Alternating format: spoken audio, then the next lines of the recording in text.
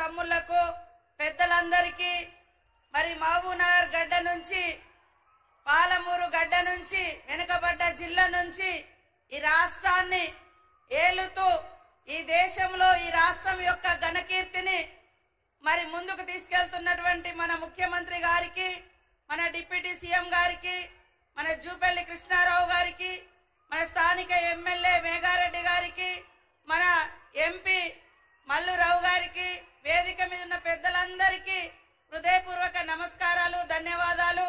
మరి ఎర్రటెండలో కూడా మా అక్క చెల్లెలు అశేషంగా వచ్చినందుకు మీ అందరికీ నమస్కారాలు. అధికారులకు, పత్రికా మీడియా సోదరులకు అందరికీ కూడా హృదయపూర్వక శుభాకాంక్షలు.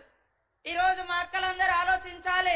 గత 14 నెలల నుంచి అధికారానికి వచ్చిన క్షణం నుంచి మా ఆడబిడ్డల యొక్క ఆర్థిక స్థితిగతులను ఏ రకంగా మెరుగుపరచాలి, మార్పు తీసుకురావాలి, వీళ్లను లక్షాధికారులుగా, కోటీశ్వర్లుగా ఎలా చేయాలన్నటువంటి ఉద్దేశంతో ప్రతి క్షణం, ప్రతి నిమిషం మీ యొక్క సోదరుడు, మీ అందరి అభిమాన నాయకుడు, మా అందరి నాయకుడు, మా అందరి మరి సోదరుడు రేవంత్ రెడ్డి గారు నిరంతరం ఆలోచన చేసి ఎక్కడ ఏ బిజినెస్ ఉన్నా అందులో మహిళల్ని ముందంజలో ఉంచాలి.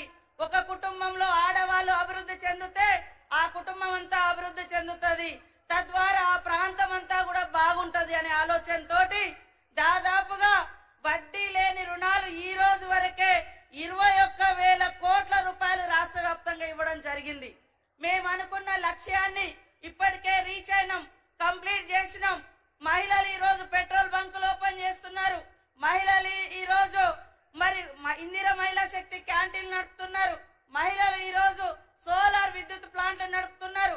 రేపటి నుంచి బస్సులు కూడా మీ చేతిలోనే ఉండబోతున్నాయి.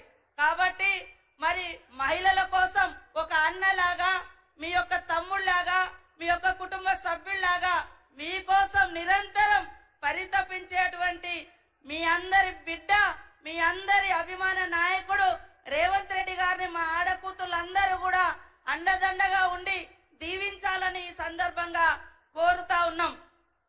మార్చి 8వ తారీఖు నాడు మరి హైదరాబాద్ లో కూడా పెద్ద ఎత్తున మహిళలతో మీటింగ్ పెట్టడం జరుగుతా ఉంది.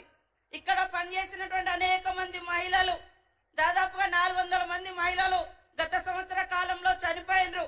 ఒకప్పుడు వాళ్ళు చనిపోతే వాళ్ళకి ఎలాంటి భరోసా లేదు.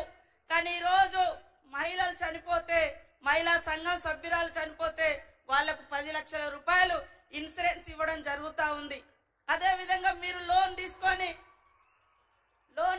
ఎవరైనా చనిపోతే కట్టకుండా ఆ భారం మిగిలిన కుటుంబ సభ్యుల మీద పడకుండా ఉండడం కోసం ఒక పెద్దన్నలాగా, మరి ఒక చిన్నన్నలాగా ఇద్దరు కూడా రేవంత్ రెడ్డి గారు, బట్టి విక్రమార్క గారు ఇద్దరు బాధ్యత తీసుకొని ఒక దిక్కు చనిపోయిన కుటుంబాలకు లైఫ్ ఇన్సూరెన్స్ తో పాటు లోన్ బీమా కూడా మరి ఇవ్వడం జరుగుతా ఉంది.